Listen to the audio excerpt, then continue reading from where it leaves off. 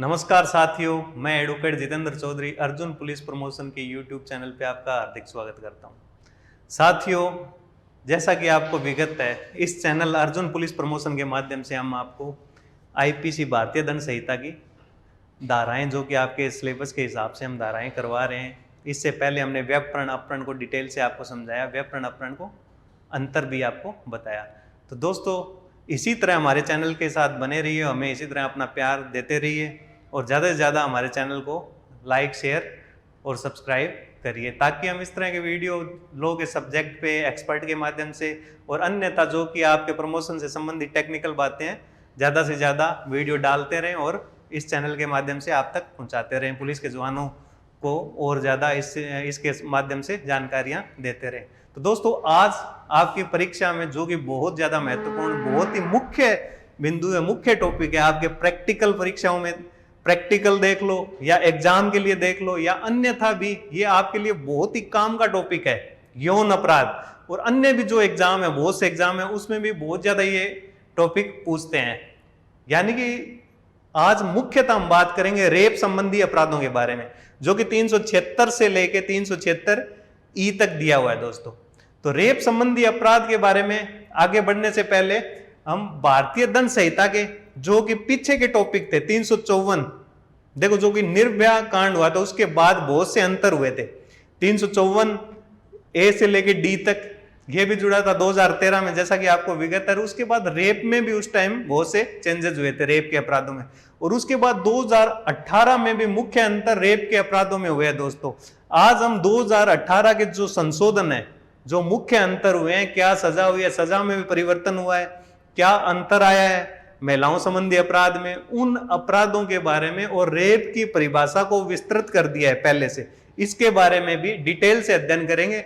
और रेप से संबंधित जो यौन अपराध है उनसे संबंधित आपकी परीक्षा में क्या क्वेश्चन बन सकता है, क्या प्रश्न आ सकता है प्रमोशन के एग्जाम में, ये भी आज अध्ययन करेंगे। तो चलते हैं दोस्तों, महिलाओं से संबंधित अपराध भारतीय दंड संहिता के टॉपिक है, यौन अपराध के बारे में बढ़ते हैं। तो क्वेश्चन क्या आ सकता है, प्रश्न क्या आ सकता है कि बलात्संग की परिभाषा लिखते हुए बलात्संग संबंधी उपबंधों को 2018 में हुए संशोधनों सहित विस्तार से बताइए। जैसा कि आपके जो सिलेबस है, आपका पाठ्यक्रम है, उसमें मैंने देखा है कि नवीनतम संशोधन को साथ में पढ़ना है आपको। तो नवीनतम संशोधन 2018 का संशोधन है, जो कि अप्रैल 2018 से लागू हुआ था। इसके बारे में हम इस चैप्टर में अध्ययन करेंगे। बलात्संग यानी कि रेप की परिभाषा और उसके नवीनतम संशोधनों सहित उसको समझाइए। तो सबसे पहले हम साथियों 375 धारा 375 के बारे में जानेंगे। बलात्संग यानी कि रेप क्या होता है उसके बारे में। तो सबसे पहले जो कि पहली बात तो ये है दोस्तों कि बलात्संग कोई पुरुष द्वारा किया जाता है, ये ध्यान रखना, क्योंकि स्पष्ट रूप से इसमें लिखा हुआ है डेफिनेशन में। कई बार सुप्रीम कोर्ट के केसेस के माध्यम से भी ये चला है कि क्या कोई महिला रेप कर सकती है। नहीं दोस्तों, सुप्रीम कोर्ट ने भी स्पष्ट रूप से मना कर दिया है, कोई महिला रेप नहीं कर सकती। तो एक बार कोई ऐसा केस आया था, प्रिया करके था, प्रिया वर्सेस स्टेट, उसमें सुप्रीम कोर्ट ने मना कर दिया था।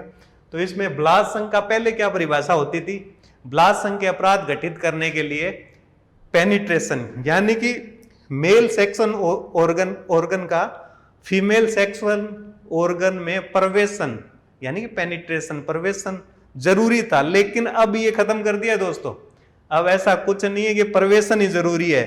ये 4 बातें लिख दी है। अब ये ध्यान रखना, इसमें बहुत ज्यादा कंफ्यूज है, बहुत से लोगों को ये चीज पता नहीं होती, लेकिन ये 4 चीज होते ही रेप का अपराध घटित हो जाएगा दोस्तों, बलात्संग का अपराध घटित हो जाएगा। इन 4 बिंदुओं में परिभाषा में ये मुख्य चेंज आया है। 2018 के संशोधन से ये मुख्य चेंज आया है दोस्तों, सॉरी 2013 के संशोधन से। तो इसमें आप ये ध्यान रखना कि A point, B point, C point, D point, ये फीमेल सेक्सुअल ऑर्गन और मेल सेक्सुअल ऑर्गन से रिलेटेड है। तो इसमें आप ये 4 पॉइंट पढ़ लीजिए। इन 4 पॉइंट में मतलब मेल सेक्सुअल ऑर्गन का किसी भी सीमा तक फीमेल में प्रवेश करवाता है, या कोई वस्तु का भी शरीर का, चाहे मेल सेक्सुअल ऑर्गन ना हो उसका भी प्रवेश करवाता है, ये भी जोड़ दिया, रेप हो जाएगा दोस्तों। और हाथ से भी फीमेल सेक्सुअल ऑर्गन में कुछ करता है तो भी रेप मान लिया जाएगा। मुंह लगाता है तो भी रेप मान लिया जाएगा। तो ये 4 बिंदु आपको पता होना चाहिए, पहले से परिभाषा चेंज हो चुकी है बिल्कुल भी।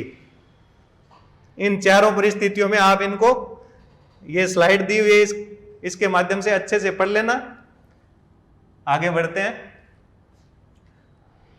तो उसके बारे में क्या है, उसने बलात्संग किया, तो ऊपर ये 4 बिंदु, ये कोई पुरुष किसी महिला के साथ करता है तो उनके बारे में रेप माना जाएगा। और फिर क्या दी गई है, इन परिस्थितियों में होना चाहिए, लेकिन अगर सहमति है तो रेप नहीं होगा। ये बिंदु क्लियर किए, 7 बिंदु है, उनमें रेप नहीं माना जाएगा। कब नहीं माना जाएगा और कब माना जाएगा? देखो, इच्छा के विरुद्ध करता है तो रेप हो जाएगा। इच्छा का अभाव है तो ही रेप होगा, इच्छा से कर रहा है तो नहीं। तो अब कब रेप माना जाएगा? उपरोक्त 4 परिस्थितियों में वह महिला के साथ करता है कोई पुरुष, तो इच्छा के विरुद्ध होनी चाहिए, उसकी सहमति के बिना होना चाहिए। दूसरा पॉइंट, अगर सहमति दे रही है तो सहमति मृत्यु या चोट के भय में डालकर अभिप्राप्त की है। जैसे इसको एग्जाम्पल से समझ लेते हैं कि पिस्टल की नोक पे, पिस्तौल की नोक पे सहमति प्राप्त कर ली और रेप कर दिया किसी महिला के साथ, तो वो सहमति नहीं मानी जाएगी। ये सहमति भय से प्राप्त की है, मृत्यु के भय में डाल के या चोट कारित करने के भय में या उसके बच्चे को किडनैप करके, तो वो सहमति नहीं मानी जाएगी, तो वो रेप का अपराधी होगा। और इसके बाद है नेक्स्ट पॉइंट है, उस स्त्री की सहमति से, जबकि वह पुरुष यह जानता वह उससे विधि पूर्वक विवाहित नहीं है। देखो, महिला की सहमति से, जबकि वो जानता हो, पुरुष जो आदमी है वो जानता हो कि वो उससे विधि पूर्वक विवाहित नहीं है। ये दोस्तों पहले ज्यादा होता था ऐसा। एग्जाम्पल समझ सकते हो, पहले क्या होता था, गांव वगैरह में ऐसा होता था, आदमी तो जानते थे कि पहले घूंघट वगैरह में ज्यादा रहती थी, पता ही नहीं होता था, लाइट नहीं होती थी, तो वो भी विधि पूर्वक विवाहित नहीं है। पुरुष जानता था, महिला नहीं जानती थी। रेप अगर उसके साथ कारित करता था महिला के साथ, तो ऐसा अब तो रेयर ही होता है, तो वो भी रेप माना जाएगा। तो उस महिला की सहमति से जब ऐसी सम्मति देने के समय वह विकृचित या मत्ता या नशीला पदार्थ दिए जाने के कारण किसी भी महिला को नशीला पदार्थ दे दिया, या वो पागल है या नशे में है, तो फिर उसके साथ रेप करता है। अगर वो कंसेंट भी दे दे, सहमति भी दे दे, तो भी रेप माना जाएगा दोस्तों, क्योंकि वो उस हालत में नहीं है, सहमति देने की हालत में। ये हो गया 5वां पॉइंट। और अगला है, उस महिला की सहमति से या बिना सहमति से, जबकि वह 18 वर्ष से कम आयु की है। बहुत ही मुख्य बिंदु है दोस्तों, 18 वर्ष से कम आयु की लड़की, पहले 16 वर्ष था, इसको संशोधन से 18 कर दिया है। यह ध्यान रखना, 18 वर्ष से कम आयु की लड़की के साथ उसकी सहमति से भी अगर ऐसा एक्ट किया जाता है, उपरोक्त 4 बिंदु मैंने बताए हैं वो किए जाते हैं, तो वो रेप ही माना जाएगा। फिर ये नहीं कह सकते उसकी सहमति से किया था। अगर 18 साल से कम है तो रेप का अपराध हो जाएगा, ये ध्यान रखना, 18 कर दिया है। और इसके बाद है, जबकि वह महिला सम्मति संसूचित करने में असमर्थ है, जैसे सहमति दे ही नहीं सकती, अपनी गूंगी है, बहरी है, इस तरह कोई है, सहमति संसूचित करने में असमर्थ है, तो उसके साथ ही ऐसा एक्ट किया जाता है, ऐसा कार्य किया जाता है, तो रेप माना जाएगा। और इसमें अपवाद है।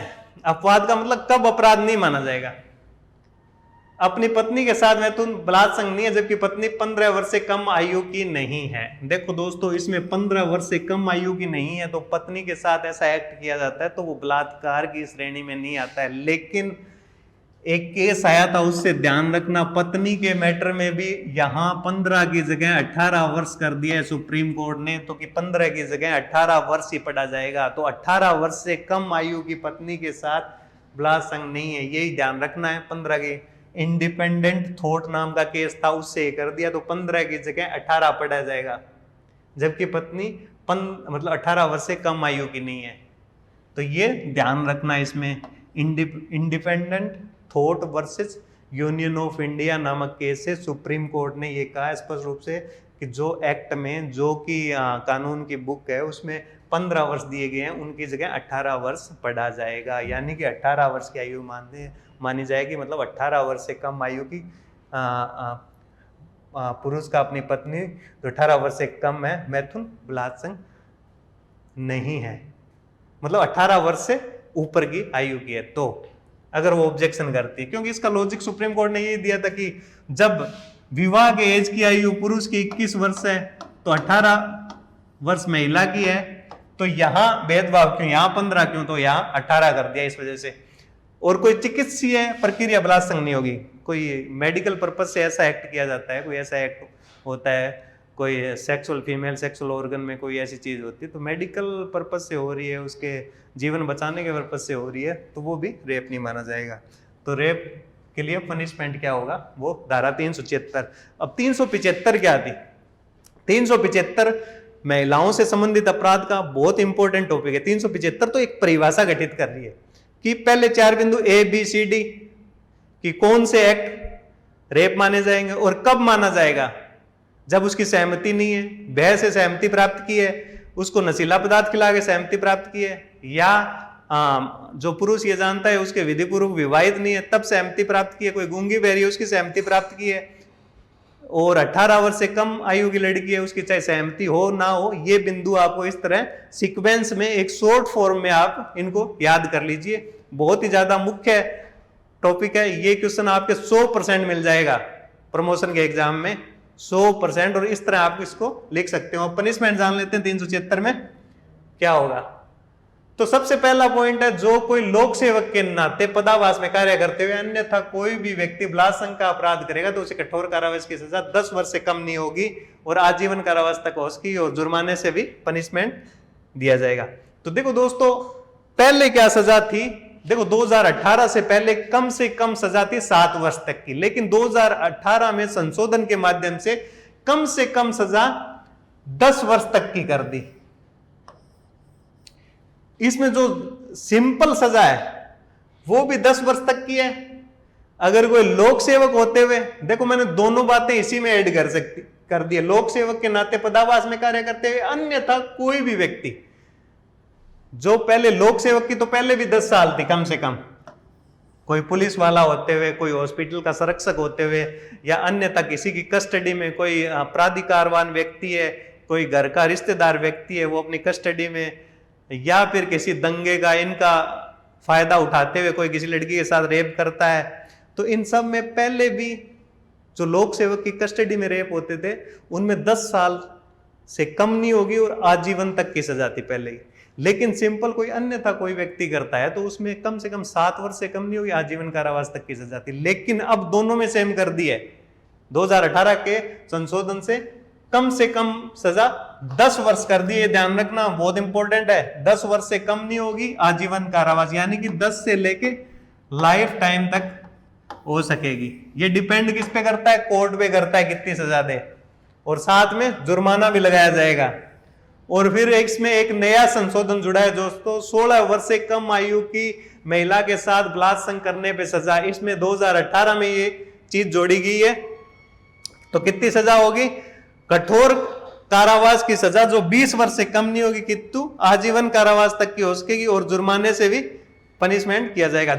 जो इसमें अब लगभग 16 वर्ष से कम आयु की लड़की, जो कि कम उम्र की लड़कियों के साथ या महिलाओं के साथ रेप होता है, उसमें आजीवन कारावास मतलब जीवन तक की होगी, यानी कि उसमें छोड़ने की संभावना नहीं होगी, स्पष्ट रूप से लिखा हुआ है। तो 16 वर्ष से कम आयु के लिए सजा आपको ध्यान रखनी है, 20 से कम नहीं होगी, कठोर होगा और आजीवन कारावास तक हो सके और साथ में जुर्माना भी दिलाया जा सकेगा। और इसके बाद है 376A, पीड़िता की मृत्यु या लगातार विकृतशील दशा कारित करने के लिए दंड। देखो आपने निर्भया कांड में देखा होगा, जो कि दिल्ली का धौला कुआं कांड था, उसके बाद से ये धारा इसमें परिवर्तन किया गया है 2013 में। उसमें आपने देखा होगा कितने मतलब विकृतशील दशा कर दी थी निर्भया कांड में, जो कि धौला कुआं कांड था, दिल्ली का कांड था, आपको पता होगा। उसी के बाद से ये जोड़ा गया, इसको घिनौना करते माना गया और इसमें पनिशमेंट बढ़ाई गई, यानी कि मृत्यु दंड भी इसमें जोड़ दिया गया। उस एक्ट के बाद से। तो इसके लिए कितनी सजा, इसमें कठोर कारावास की सजा जो कि 20 साल से कम नहीं होगी। देखो 20 वर्ष से कम नहीं होगी, किंतु जो आजीवन कारावास तक की हो सकी। आजीवन कारावास ऐसा होगा जिसमें छोड़ेंगे नहीं बीच में, जीवन तक की होगा उसका। लेकिन 20 अगर आजीवन कारावास कोर्ट ने दिया है, हाँ, तो 20 से कम नहीं होगी, यानी 20 से ज्यादा भी दे सकता है, कोर्ट पे डिपेंड करता है। 21 साल, 22 साल, 23 साल आजीवन कारावास भी दिया जा सकता है। ये उसके घिनौनेपन पे, जिन्होंने भी रेप किया है लड़की के साथ, कैसे घिनौने करते किए हैं, उस पर डिपेंड करता है। आजीवन भी दिया जा सकता है या मृत्युदंड भी दे सकते हैं इसमें। तो दोस्तों इसमें एक चीज आपको और बता देता हूं, इसमें बालकों से संबंधित, इसमें एक लड़के की आयु आपको पता होगा 18 वर्ष से नीचे थी, 16 से 18 के बीच में थी। उस पे उसको 3 साल बाल गृह में, बाल सुधार गृह में रखा, किशोर गृह में, और उसके बाद उसको छोड़ दिया गया था। अन्य को तो फांसी हो चुकी है निर्भया कांड में, आपको सबको पता है जैसा कि विगत है।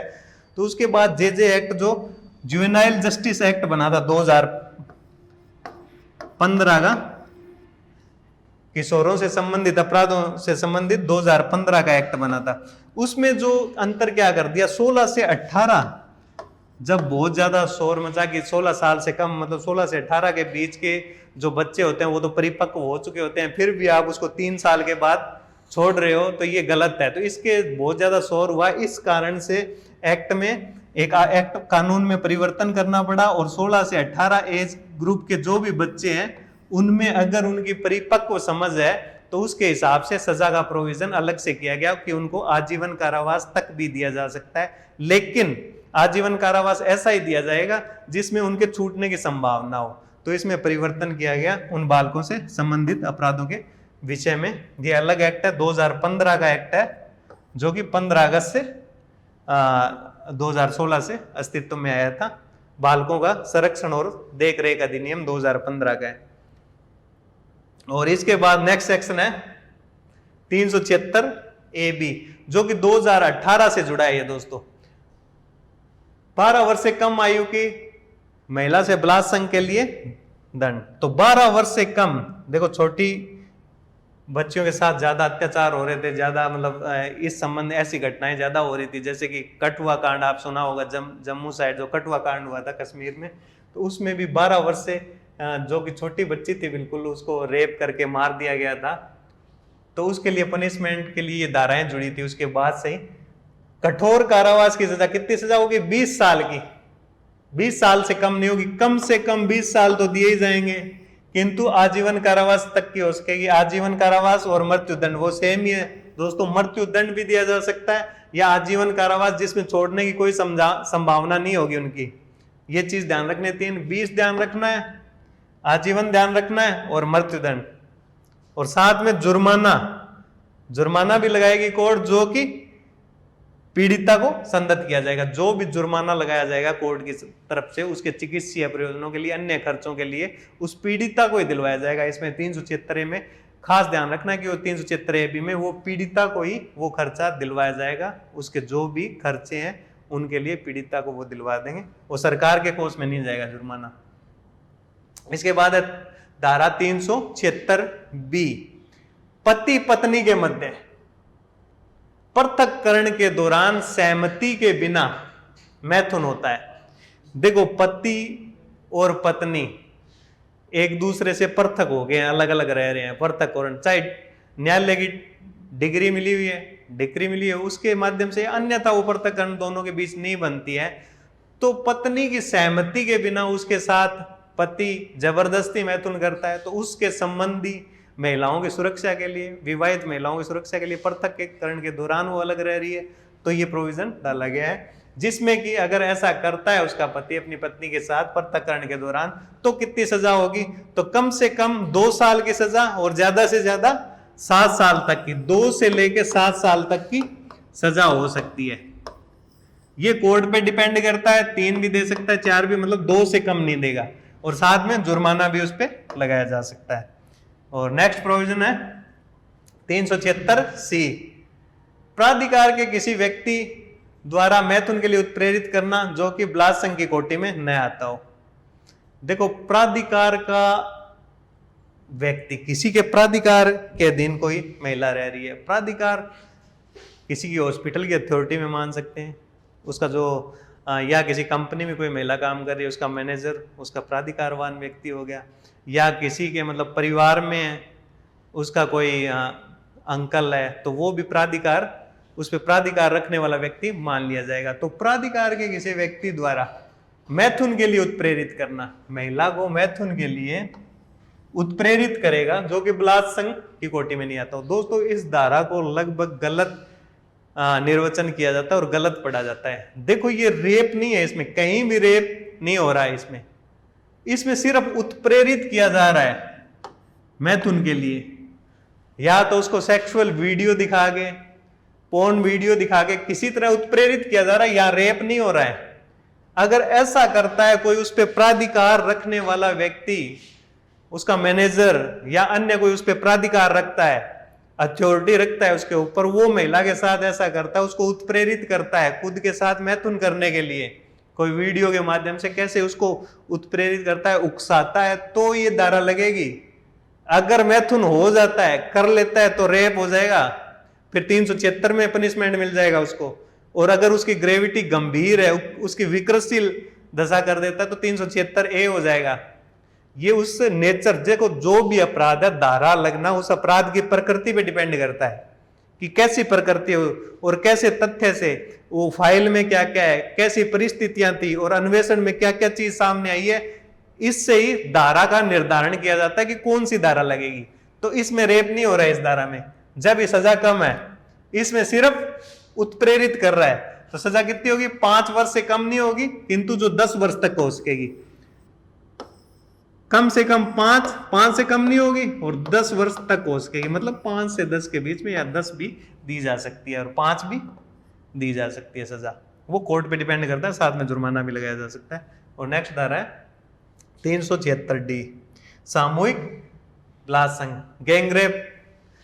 गैंगरेप आप सभी जानते हो, बताने की जरूरत नहीं है, क्योंकि ये अक्सर आजकल ये मामले ज्यादा बढ़े हुए हैं और इसी कारण ये धारा जुड़ी है कि सामूहिक बलात्संग के लिए अलग से धारा बना दी है और इसकी प्रकृति को, इसकी सजा की प्रकृति को गंभीर कर दिया है। जो कि बलात्संग की 376 में पनिशमेंट है, उसमें कुछ बढ़ोतरी कर दी है, ताकि गैंगरेप के जो भी अपराधी हैं, सामूहिक बलात्संग के अपराधी हैं, उन पे लगाम लगाई जा सके। तो इसमें कितनी सजा होगी गैंगरेप में, 20 वर्ष से कम नहीं होगी और आजीवन कारावास तक हो सकेगी, और साथ में जुर्माने से दंडित किया जाएगा। और जुर्माना, जो भी जुर्माना है, इसमें भी पीड़िता को संदत किया जाएगा। जो कोर्ट जुर्माना लगाएगी वो राजकीय कोष में नहीं जाएगा, पीड़िता को उसके इलाज के लिए, अन्य चिकित्सीय प्रयोजन के लिए जो भी खर्चा है पीड़िता को दिलाया जाएगा। इसमें भी ये बात 376D में ध्यान रखनी है दोस्तों। और इसके बाद 376DA, 16 वर्ष से कम आयु की स्त्री से सामूहिक बलात्संग के लिए पनिशमेंट। तो इसमें वो गैंगरेप तक किसी भी वर्ग की, मतलब 16 वर्ष से ऊपर की आयु की और 16 वर्ष से कम आयु की महिला के साथ या लड़की के साथ, बच्ची के साथ रेप होता है, तो उसके लिए अलग से धारा जोड़ दी है 2018 में। इसकी प्रकृति को थोड़ा गंभीर बना दिया कि बच्चों के साथ अगर गैंग रेप किया जाता है तो उसके लिए परिणाम खतरनाक होंगे, भयानक होंगे, यानी कि उसमें सजा का लेवल गंभीर होगा, उससे गंभीर बना दिया गया उसको, जो कि आजीवन कारावास होगा। अगर 16 वर्ष से कम आयु की लड़की से गैंग रेप किया जाता है तो आजीवन कारावास, साथ में जुर्माने से दंडित किया जाएगा। और जुर्माना, जो भी जुर्माना लगाया जाएगा वही पीड़िता को दिलवाया जाएगा, जो उसके मतलब इलाज के लिए, अन्य चिकित्सीय प्रयोजनों के लिए पीड़िता को दिलवाया जाएगा। इसमें आजीवन, जीवन तक, और आजीवन का मतलब ये है यहाँ आजीवन से कि उसको छोड़ा नहीं जाएगा, जीवन तक की जेल में रखा जाएगा। इसमें कोई सरकार भी नहीं छोड़ सकती है, इसकी प्रकृति को गंभीर कर दिया है। और इसके बाद है 376DB, इसमें 12 वर्ष से, देखो इसमें 3 कैटेगरी इस गैंग रेप जैसे अपराध की गंभीरता को देखते हुए, पहला 376D था, सीधा गैंग रेप, 16 वर्ष से ऊपर आयु की लड़की मान लो, और 376DA 16 वर्ष से कम, और 376DB 2018 में जुड़ी है, DA और DB इसकी प्रकृति भी गंभीर की है। 12 वर्ष से कम आयु की महिला से सामूहिक बलात्संग के लिए पनिशमेंट कितना है, देखो आजीवन कारावास और जुर्माना तो है ही, अगर कोर्ट देना चाहे तो। साथ में मृत्यु दंड भी इसमें जोड़ दिया दोस्तों। अगर उसकी प्रकृति घिनौना अपराध है तो उन्हें फांसी पे भी रेपिस्ट को लटकाया जा सकता है। और इस धारा जुर्माना वही पीड़िता को संदर्भ किया जाएगा, उसके चिकित्सीय या अन्य प्रयोजनों के लिए जो भी खर्चा है उसकी पूर्ति करने के लिए पीड़िता को ही जुर्माना संदर्भ किया जाएगा। तो इसमें ये कैटेगरी अलग अलग बांटी है जो अपराधों की 375 से लेके 376 DB तक। ये आपको अलग से नोट्स बना के इस तरह जैसे हमने बताया आप याद कर सकते हो इसको। रेप और 2018 के संशोधनों को बताइए और रेप की धाराओं को विस्तृत रूप से लिखिए, तो आप इस तरह इसको याद कर सकते हो दोस्तों। तो इसके बाद 376 DB में 12 वर्ष से कम को हमने पढ़ लिया, इसमें मृत्युदंड भी दिया जा सकता है। और आप एक कैटेगरी ऐसे भी बांट सकते हो कि मृत्युदंड की कौन सी धाराएं हैं रेप में, तो इसको भी अलग से नोट्स बना के आप प्रिपेयर कर लो। और 376E बलात्संग के अपराध की पुनरावृत्ति करने पर दंड। देखो दोबारा बलात्संग का रेप का अपराध दोबारा करता है, एक बार कर दिया उसको सजा हो चुकी है, सजा भुगत रहा है, उसी दौरान बेल पे आया पैरोल पे आया, दोबारा ऐसा अपराध घटित करता है, दोबारा अपराध करने पर आजीवन कारावास मतलब उसकी निर्मुक्ति की संभावना नहीं होगी और जुर्माना भी मतलब मुक्त होने की संभावना नहीं होगी, आजीवन कारावास तक जेल में ही सड़ेगा फिर वो, या फिर मृत्युदंड। ये कोर्ट पे डिपेंड करता है, कोई सजा दे सकती है, मृत्युदंड भी दिया जा सकता है और साथ में जुर्माने से भी दंडित किया जाएगा। ये सजा होगी, तो इस सजा को इन सीक्वेंस में आपको याद करना है। इसके बाद रेप के सेक्शन 376E तक दिए गए हैं, 375 में परिभाषा है, फिर पनिशमेंट की धाराएं 376 से लेके 376E तक। आप इनको सीक्वेंस में अलग से नोट्स बना के लिख लीजिए, ये बहुत ज्यादा महत्वपूर्ण है। अगर आपने इनको सीक्वेंस में जितना हमने बताया इतना ही लिख दिया तो आपके नंबर 99% आ जाएंगे आराम से। और इसके बाद 377 बहुत ज्यादा प्रचलन में था ये 377, और सुप्रीम कोर्ट का इस पे केस भी आया था उच्चतम न्यायालय का, और इसमें क्या कहा था क्या नहीं, इसमें क्या परिवर्तन किए थे ये हम आपको बताएंगे। धारा 377 प्रकृति विरुद्ध अपराध। जो कोई किसी पुरुष स्त्री या जीव जंतु के साथ प्रकृति की व्यवस्था के विरुद्ध स्वेच्छा इंद्रिय भोग करेगा। देखो प्रकृति की व्यवस्था के विरुद्ध जो भी चीज की जाती है वो अपराध की श्रेणी में धारा 377 के माध्यम से रखा गया है, जो कि भारतीय दंड संहिता की धारा 377 है। लेकिन 377 में अभी एक नए जजमेंट के माध्यम से कुछ चेंज कर दिए गए हैं, वो आपको अभी इस स्लाइड के माध्यम से बताएंगे। देखो इसमें प्रकृति की व्यवस्था के विरुद्ध से समझ सकते हैं कि किसी लड़के का लड़के के साथ शादी करना और लड़की की लड़की के साथ शादी करना, या लड़के का लड़के के साथ अनैतिक कोई संबंध, या लड़की का लड़की के साथ अनैतिक संबंध, तो ये प्रकृति की व्यवस्था के विरुद्ध हो गया। अभी जो सुप्रीम कोर्ट का जजमेंट आया है, डिसीजन आया है, उससे पहले तो ये अपराध था आपस में कोई अनैतिक संबंध, लेकिन सुप्रीम कोर्ट के जजमेंट से इसमें परिवर्तन कर दिया है और तो अपराध ही माना जाएगा। किसी पुरुष का किसी जीव जंतु के साथ कुछ अनैतिक, वो तो अपराध है ही है, प्रकृति की व्यवस्था के विरुद्ध है ये। लेकिन इस मामले में चेंज किया गया कि पुरुष का पुरुष के साथ, महिला का महिला के साथ, होमो लेस्बियन भी बोलते हैं इंग्लिश में, LGBT इन सब में होमो लेस्बियन कम्युनिटी है, ट्रांसजेंडर है। तो इसमें सजा, पहले सजा देख लेते हैं फिर डिसीजन। अगर ऐसा प्रकृति व्यवस्था के विरुद्ध कोई कृत्य करता है तो उसको आजीवन कारावास से या दोनों किसी बात कारावास जिसकी अवधि 10 वर्ष मतलब लाइफ टाइम आजीवन कारावास तक या 10 वर्ष तक, ये कोर्ट पे डिपेंड करता है। साथ में जुर्माना भी दिया जाएगा। उच्चतम न्यायालय का फैसला था नव तेज जौहर बनाम भारत संघ। ये भारत के इतिहास में एक लैंडमार्क मतलब मील का पत्थर जजमेंट था, जिससे इसको चेंज कर दिया। धारा 374 मतलब 377 में आंशिक संशोधन कर दिया, जिसमें कहा गया कि भारत में अब 2 वयस्क हैं कोई, मतलब 18 वर्ष से ऊपर के, समलैंगिक संबंध बनाना अब अपराध नहीं है। अगर वो अपनी सहमति से संबंध बना रहे हैं, लड़का लड़के के साथ बना रहा है या लड़की लड़की के साथ या लड़की लड़की आपस में शादी कर रही है, ऐसा कुछ कर रही है, तो समलैंगिक संबंध बना रही है।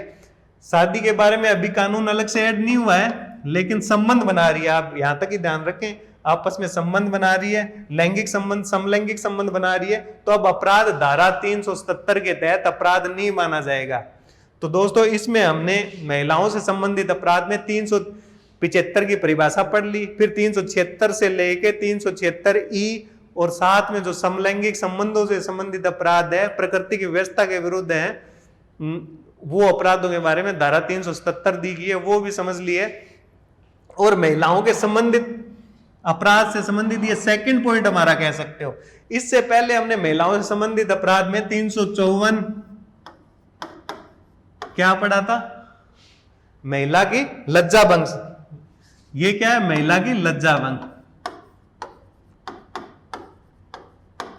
लज्जा भंग करने के आशय से उस पर हमला या आपराधिक बल का प्रयोग।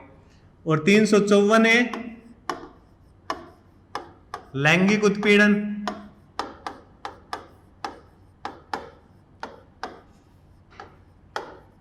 ये 354 है। 354 इनमें आंशिक संशोधन 2013 में 354 ए जुड़ी थी और इसमें 354 में भी संशोधन हुए थे। इसका पनिशमेंट बढ़ाया था, 1 से लेके 5 वर्ष तक किया गया था।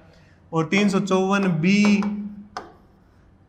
354 सी 354 डी और महिला को निवस्त्र करने के आशय से उस पर हमला या आपराधिक बल का प्रयोग। 354 सी है ताक झांक करना, दृश्य तरीकता भी बोलते हैं जिसको। ये मैंने पिछले वीडियो में आप देखोगे तो ये सब महिलाओं संबंधित अपराध में ये पढ़ा रखा है। और किसी महिला का पीछा करना इंटरनेट के माध्यम से, अगर वो अनिच्छा व्यक्त कर रही है, वो नहीं इंटरेस्ट ले रही है किसी व्यक्ति में, फिर भी बार बार उसकी इच्छा के विरुद्ध उसका पीछा कर रहा है, तो ये अपराध भी महिलाओं से संबंधित अपराध ये जुड़े थे।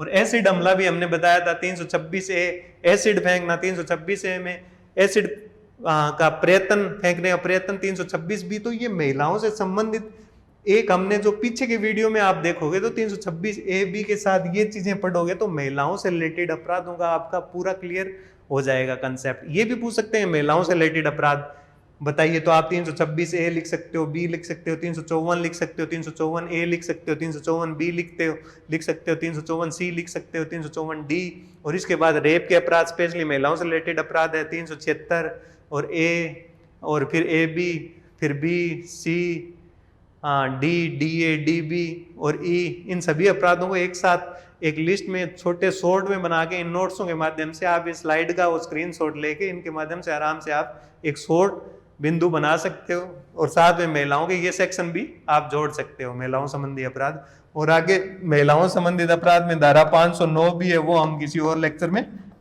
पढ़ेंगे ढंग से।